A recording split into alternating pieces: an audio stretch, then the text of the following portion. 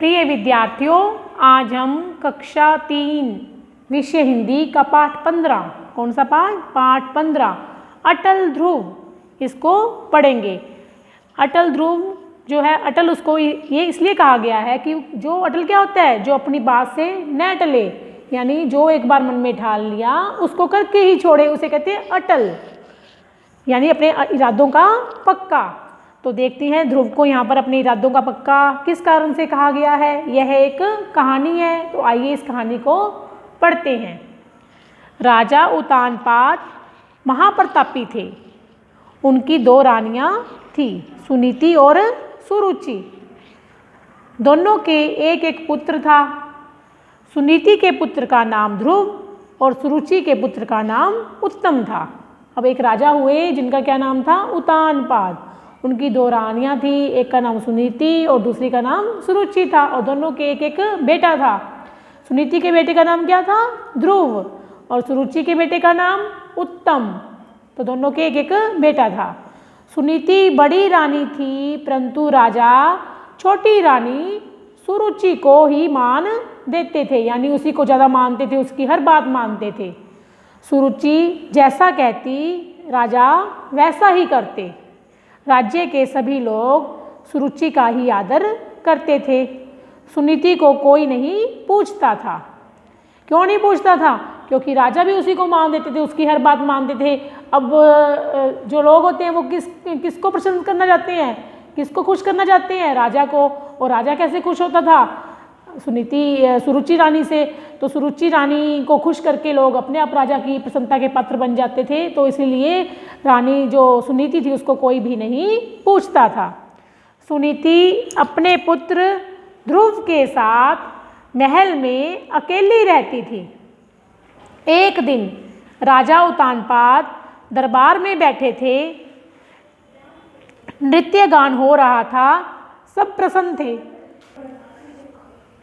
राजकुमार उत्तम राजा की गोद में बैठा खेल रहा था। इतने में खेलते खेलते ध्रुव भी वहाँ आ पहुँचा। अब क्या हो गया, एक बार राजा का दरबार लगा हुआ था, नाच गाना हो रहा था, सब बहुत खुश थे। और राजकुमार उत्तम, ये देखो बैठे ना गोद में, उत्तम राजा की गोद में बैठा था। और जो ध्रुव था वो भी खेलता खेलता दरबार में आ गया। पिता की गोद में उत्तम को खेलता देख उसकी भी गोद में बैठने की इच्छा हुई। अब उसने भी सोचा मैं भी राजा की गोद में बैठूं, अपने पापा की गोद में बैठूं। वह दौड़ता हुआ गया और राजा की गोद में चढ़ बैठा। पास ही खड़ी रानी सुरुचि को यह अच्छा नहीं लगा।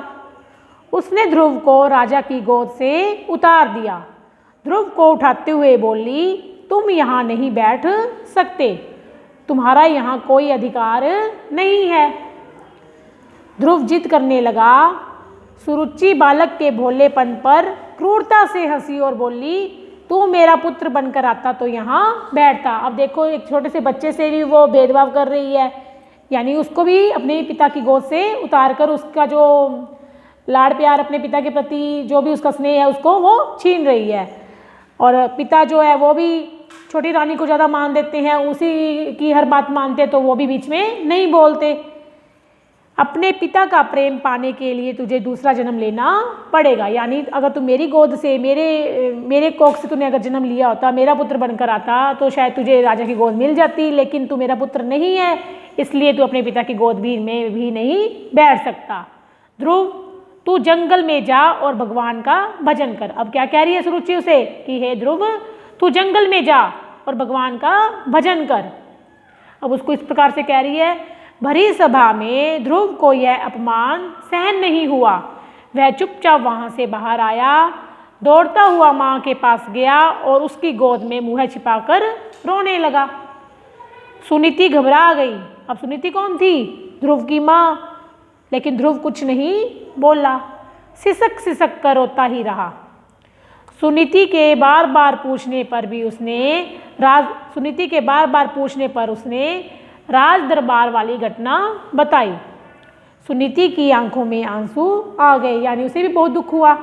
वह बोली, ध्रुव चिंता मत कर, ईश्वर ने चाहा तो तेरी मनोकामना जरूर पूरी होगी, कि अगर भगवान ने चाहा तो तेरी यह जो मनोकामना है, मन की जो इच्छा है, यह जरूर पूरी होगी।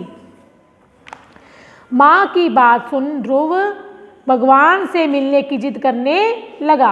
अब उसकी माँ ने कहा था ना भगवान ने चाहा तो तेरी इच्छा जरूर पूरी होगी, अब माँ की बात सुनी तो वो कहता ना भगवान से जरूर मिलूंगा।